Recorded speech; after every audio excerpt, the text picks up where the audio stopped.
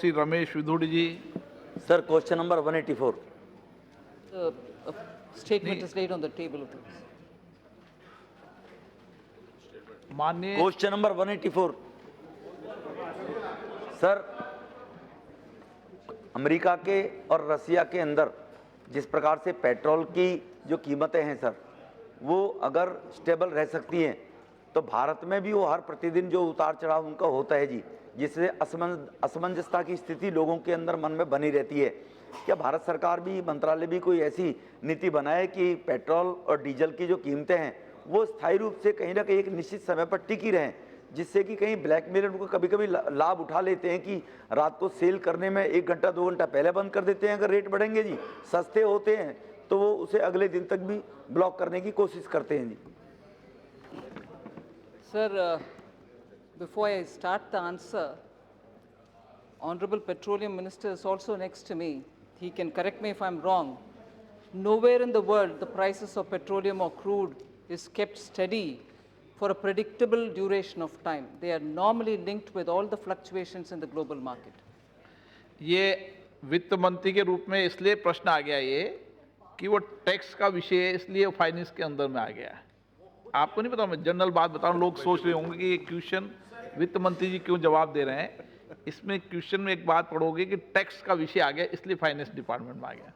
माननीय सदस्य सर, माननीय पेट्रोलियम मंत्री जी से मेरा निवेदन है, मैं उनको बधाई भी देना चाहूँगा। जिस प्रकार से प्रधानमंत्री उज्ज्वला योजना के अंदर टारगेट से पहले उन्होंने जो उज्ज्वला योजना में माता बहनों के सम्मान के लिए गैस के कनेक्शन दिए थे, समय से पहले टारगेट अचीव किया था 6 महीने पहले जी, वो बधाई के पात्र भी हैं। क्या इसी प्रकार से सरकार की कोई योजना है? बधाई प्रधान साहब लेंगे। हाँ जी, प्रधान जी को ही कह रहा हूँ, पेट्रोलियम मंत्रालय सर। तो उसकी जिसकी बात करूं उसकी बधाई प्रधान जी लेंगे। पेट्रोलियम मंत्री मैंने सर कहा है कि मैं उनको इस बात के लिए बधाई दूंगा। श्री सुखबीर सिंह, लेकिन क्या सर सरकार को ऐसी योजना बना रही है कि किसानों के लिए, जो छोटे किसान है, 1 एकड़ 2 एकड़ का जमींदार है, आपको क्या याद है तो उसी नहीं कोई? गैस एजेंसी के आधार पर जिस प्रकार से माता बहनों को सब्सिडाइज सिलेंडर दिए गए, क्या छोटे किसानों को 1-2 एकड़ वालों को डीजल के ऊपर भी उनकी जुताई के लिए, कृषि के लिए किसान किस प्रकार से व्यथित रहता है और देश कृषि प्रधान है, तो उनको भी कोई रिलीफ मिले? तो क्या टैक्स के माध्यम से फाइनेंस मिनिस्टर या पेट्रोलियम मंत्रालय कोई ऐसी योजना बनाने जा रहा है जिनसे उस किसानों को सस्ती दर पर सब्सिडाइज डीजल की व्यवस्था हो सके देश के अंदर? सर, ये एक सुझाव के नाते मैं दे सकती हूँ, मगर दूसरा एक और विषय बोलना चाह रही हूँ सर। केंद्र सरकार और राज्य सरकार दोनों ही अलग अलग उनके अपने अपने क्षेत्र में टैक्स करते हैं, इसीलिए किसानों के मामले जहाँ तक ज़्यादातर विषय स्टेट के हाथ में है, कुछ भी कर सकते हैं स्टेट्स। सुखबीर सिंह जौनपुरिया जी।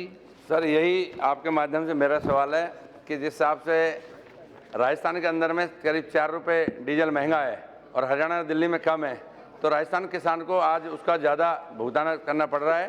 तो मेरा आपके माध्यम से है कि जिस हिसाब से ये किसान सम्मान निधि मिल रही है, उसी के तहत में किसान को भी कोई सब्सिडी मिल सकती है ताकि डीजल उसके घर में खर्च हो।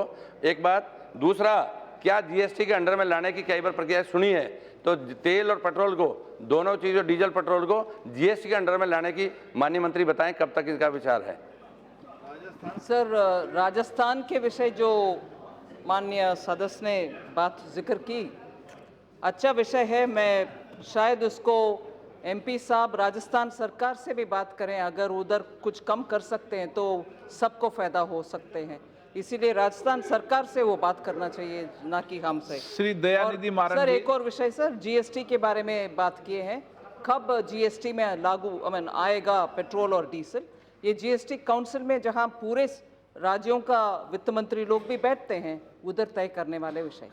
श्री दयानिधि मारन जी। Thank you, sir, for allowing me to ask this question. Sir, the finance minister is here.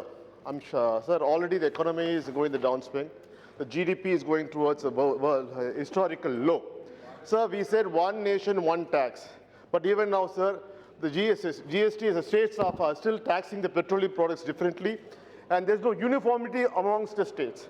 So when will the finance minister assure that, as promised by the Prime Minister, as assured in the both houses when GST was introduced in India, when will we have one common tax throughout the country for petroleum products, sir?